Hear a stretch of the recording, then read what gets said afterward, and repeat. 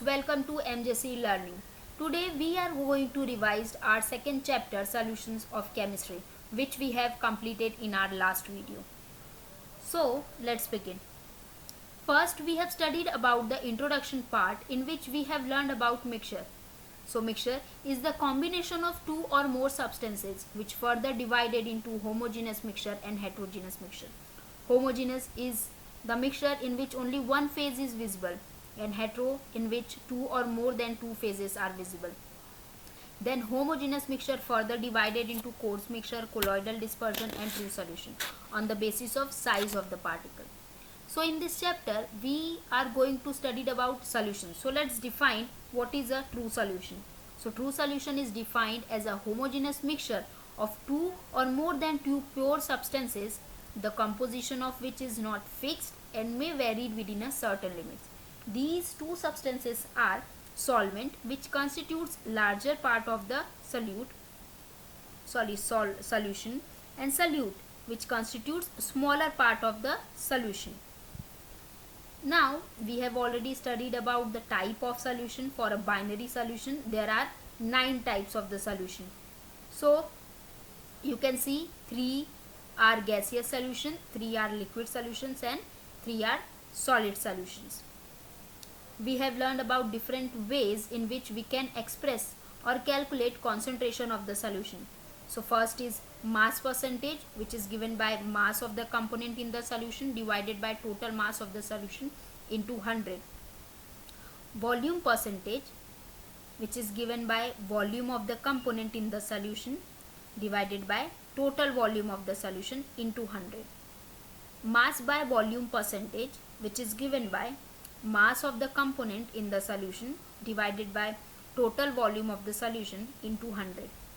Parts per million, which is given by number of parts of the component to the total number of parts of all component of the solution into 10 raised to 6. Next is mole fraction, which is denoted by small x, is given by number of moles of the component to total number of moles of all the component. So when we have to find the mole fraction of component A, then it is equal to Na, means number of moles of A divided by number of moles of A plus number of moles of B for a binary solution. Molarity, which is a capital M, is given by number of moles of solute divided by volume of a solution in liter. Molality, which is a small m, is number of moles of solute divided by mass of the solvent in kg. Now capacity of solution to dissolve solute means solubility of the solute in the solvent. On the basis of solubility of the solution can be defined or can be classified in 3 types. First is saturated solution, in which no more solute can be dissolved at the same temperature or pressure. Unsaturated solution, in which more solute can be dissolved at the same temperature. Or supersaturated solution, which contain excess of solute than required for a formation of saturated solution. Now capacity of solubility or solution to dissolve solute, it is a solubility. So what is solubility? How much amount of solute dissolved in per unit volume of a saturated solution at specific temperature is called as solubility.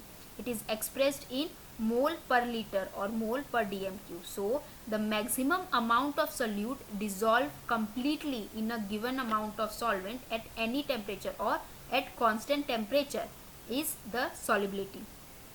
Solubility of a solute can be affected by some factors.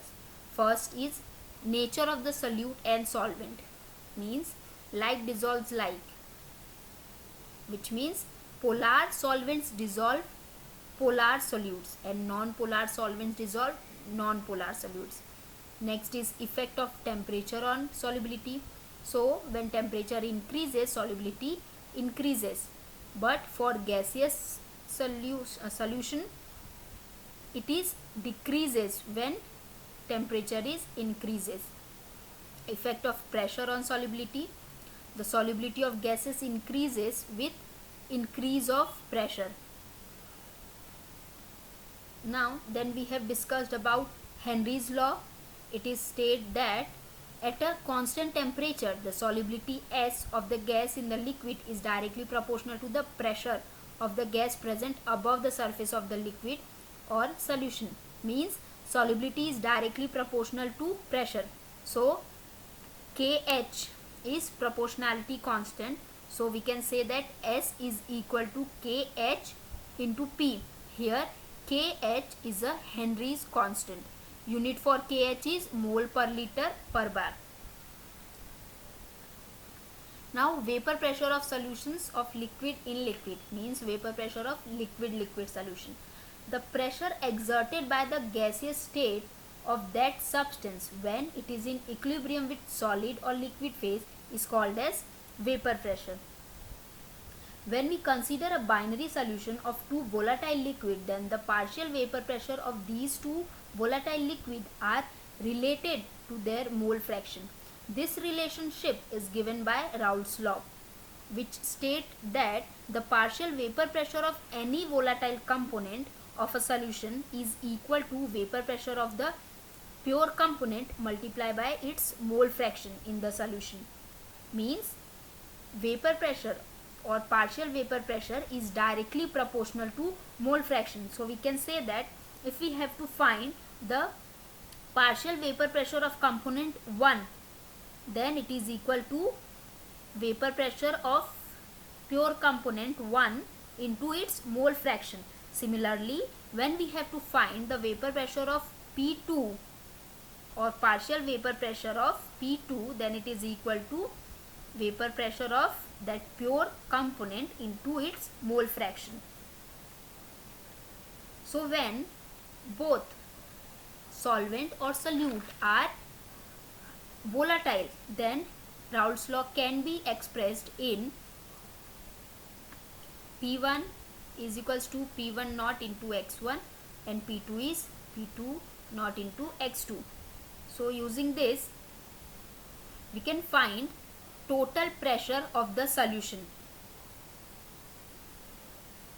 So total pressure is P1 plus P2.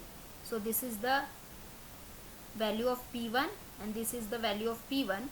By putting this we will get P total is equal to P2 naught minus P1 naught x2 plus P1 naught. This is for volatile solution. And when the non-volatile solute is added to the solution solvent, then Raoult's law can be given as, here only P1 partial pressure of one component is given.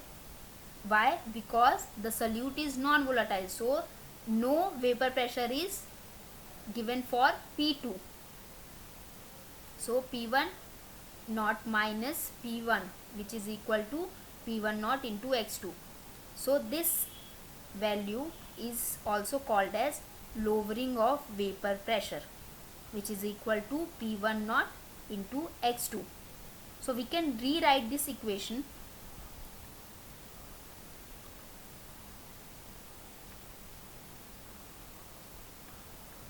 So on the basis of Raoult's law, liquid solution can be classified ideal or non-ideal solution. So characteristics of ideal solutions are solution which obey Raoult's law over the entire range of concentration are ideal solution. Enthalpy of mixing is 0.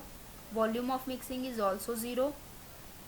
Solute solvent solute or solvent molecular interaction are comparable, and vapor pressure of ideal solution always lies between vapor pressure of pure component. And the characteristics of non-ideal solution which do not obey Raoult's law over the entire range of concentration, the vapor pressure of these solution can be higher or lower than those of the pure component. If it is higher, then exhibits positive deviation, and if it is lower, exhibit negative deviation from Raoult's law. Now Then we have studied about colligative properties of non-electrolyte solutions. So what is non-electrolyte? They neither dissociate or associate in the solution when dissolved. So the physical property of the solution that depends on the number of solute particles and not on the nature of solute particles are called as colligative properties. These are vapor pressure lowering, boiling point elevation, freezing point depression, and osmotic pressure. First, we have studied about vapor pressure lowering. Vapor pressure of liquid solvent is lowered when a non-volatile solute is added to it to form a solution. Means vapor pressure of solution is lower than that of the pure solvent. So here we can see that vapor pressure of pure solvent is greater than the vapor pressure of a solution. So lowering of vapor pressure can be given as delta P is equal to P1 naught minus P1. So lowering of vapor pressure can be defined as the difference between the vapor pressure of pure solvent minus vapor pressure of solution. Now using Raoult's law, we can say that vapor pressure is equal to P1 naught into X2. This equation we can also write as delta P divided by P1 naught into X2. This delta P divided by P1 naught is the relative lowering of vapor pressure, which is defined as the ratio of vapor pressure lowering of solvent divided by vapor pressure of pure solvent, which is equal to X2. So we can say that relative lowering of vapor pressure is equal to P1 naught minus P1 divided by P1 naught, which is equals to X2. Now how we can find molar mass of solute using vapor pressure lowering? So we know that relative lowering of vapor pressure is equal to X2. Now what is X2? Mole fraction is number of moles of solute divided by number of moles of solute plus solvent. So this is a very dilute solution. So N1 plus N2 is equals to N1. So we can find that relative lowering of vapor pressure is equal to N2 divided by N1. Now we know that N2 is equals to mass upon molar mass, N1 is equals to mass upon molar mass. So when we put the value of N2 and N1, we will get W2 divided by M2 whole divided by W1 M1. By solving this, we get W2 M1 divided by M2 W1. Now boiling point elevation. Boiling point is a temperature at which vapor pressure of liquid becomes equal to atmospheric pressure. So boiling point of solution is higher than that of the boiling point of a pure solvent. As you see, the boiling point of solution is greater than the boiling point of a pure solvent. So the elevation in boiling point is given as the difference between the boiling point of a solution minus boiling point of a pure solvent. Here we can see that boiling point of a solution is greater than the boiling point of a pure solvent. Now what is the relation between concentration of the solute and boiling point elevation? So boiling point elevation is directly proportional to molality, or we can write delta TB is equals to KB into M. Here KB is the proportionality constant. It is also called as abelioscopic constant, molal elevation constant, or boiling point elevation constant. M is the molality. So when molality is 1, then delta TB is equal to KB. So here KB is defined as the elevation of boiling point produced when 1 mole of a solute is dissolved in 1 kg of solvent, and unit for KB is Kelvin kg per mole. Now how we can find molar mass of solute from boiling point elevation? Here we know that delta TB is equals to Kb into m. M molality is equal to number of moles of solute divided by mass of the solvent in kg. So number of moles of solute is mass upon molar mass, and weight of the or mass of the solvent in kg. So we will convert in kg. So we will get delta TB is equals to Kb 1000 into W2, which is divided by M2 into W1. So we have to find the molar mass of solute. So this will go here and this will go down. So we will get M2 equals to Kb 1000 into W2, which is divided by delta TB into W1. Now our next colligative properties is depression in freezing point. Now freezing point can be defined as a temperature at which the vapor pressure of a substance in its liquid phase is equal to its vapor pressure in solid phase. When non-volatile solute is added to a volatile liquid, the freezing point of a solvent is lowered. Means solution has lower freezing point than pure solvent.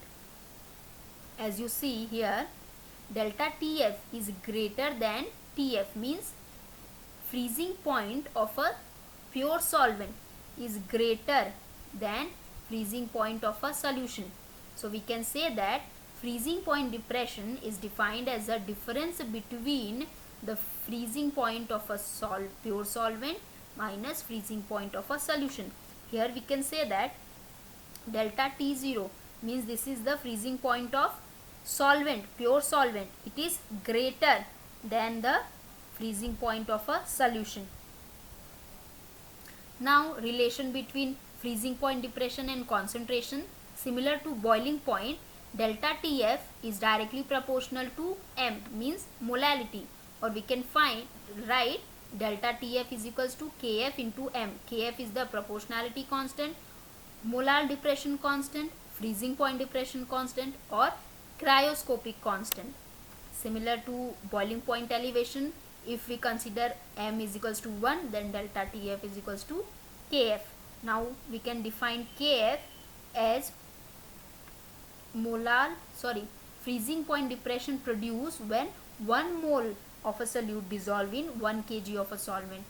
Here also unit of Kf is Kelvin kg per mole. Now we can find molar mass of solute using freezing point depression. Here also M molality is the number of moles of solute divided by mass of the solvent in kg. So number of moles of solute is W2 divided by M2, and mass of the solvent is W1 1000 kg.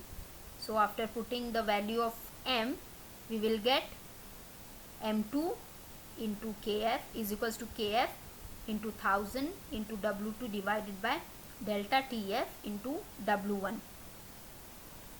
Now last colligative property, osmotic pressure. So first let us revise what is osmosis. So osmosis is the flow of a solvent molecule through the semi-permeable membrane into the solution, or flow of a solution of lower concentration molecules through this semi-permeable membrane into the solution of higher concentration. So osmosis can be defined as a net spontaneous flow of solvent molecule into the solution, or from more dilute solution to more concentrated solution through semi-permeable membrane is called as osmosis. Now what is semi-permeable membrane? It is a membrane which allows only solvent molecule to pass through it, not the solute molecules. Now osmotic pressure. So the hydrostatic pressure that stops osmosis is the osmotic pressure, and it is given by H rho G. H is height, rho is density, and G is acceleration due to gravity. So it is defined as osmotic pressure is defined as the extra pressure one can add to stop the solvent molecule to flow. In other words, the pressure exerted on the solution to prevent osmosis or to stop osmosis with the help of semi-permeable membrane is called as osmotic pressure. Now we have learned about isotonic, hypertonic and hypotonic solution. Iso means same. So when two solution or more than two solution have same osmotic pressure, they are said to be isotonic. Hyper means high.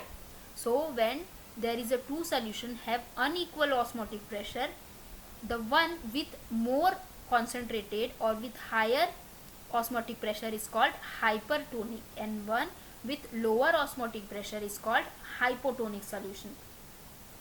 Now relation between osmotic pressure and concentration of the solution. So we know that osmotic pressure is given by N2, R2 and V. Here R and T are the concentrations, and N2 divided by V, number of moles of solute divided by volume, is equal to molarity. So vapor pressure osmotic pressure can be given as molality into R into T. So using this we can find molar mass of the solute.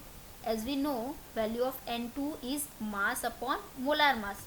So putting the value of N2, we will get pi is equals to W2RT divided by M2V, or we can write molar mass of the solute is equal to W2RT divided by pi V. Then we have studied about reverse osmosis.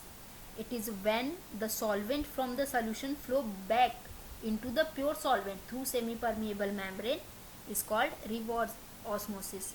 So the pure solvent flows from solution into the pure solvent through semi-permeable membrane.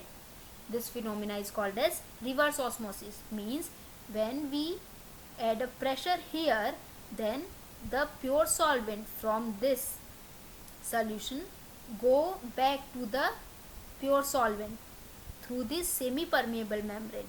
This phenomena is called as reverse osmosis. So till now we have discussed about the colligative property of non-electrolyte. Now let's revise the colligative property of electrolyte solution. Electrolyte means they associate or dissociate in the solution when they dissolve. So these are the following observation when solution is electrolyte. So the solution of electrolyte also exhibits colligative property which do not obey the relations of non-electrolyte. The colligative properties of the solution of electrolytes are greater than the non-electrolyte of the same concentration. Molar masses of electrolytes in the aqueous solution determined by the colligative property are found lower than the formula masses. Why? Because colligative property is inversely proportional to molar masses. Now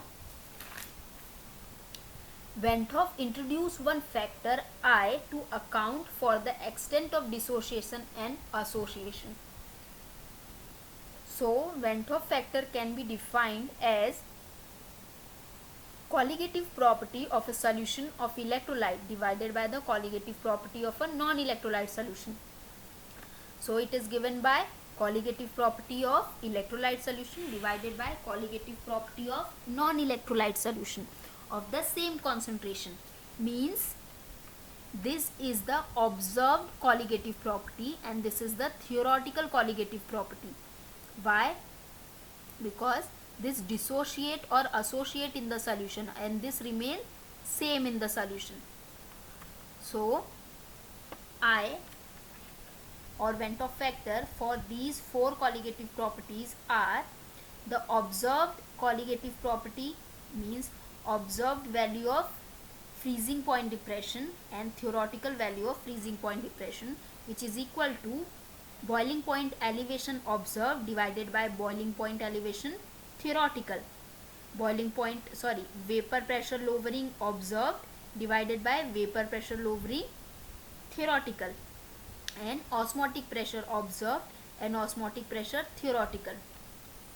It is also defined as actual moles of particle in the solution after dissociation divided by moles of formula units dissolved in the solution.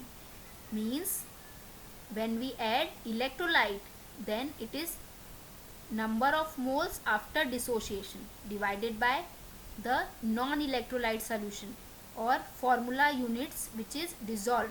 It will remain the same. So we know that colligative property is inversely proportional to molar masses. So here this value is observed and this is theoretical. Hence M theoretical and M observed is I Ventov factor is given by M theoretical divided by M observed, as it is inversely proportional to colligative property.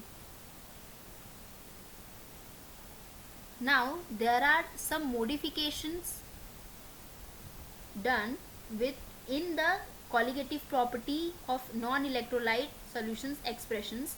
So let us see one by one. So this is the colligative property, lowering of vapor pressure. So for electrolyte it is equal to Ventov factor into P1 naught into X2, which is equal to I W2 M2 divided by M2 W1. Boiling point elevation is equal to I into Kb into M, which is equal to I 1000 Kb W2 divided by M2 W1.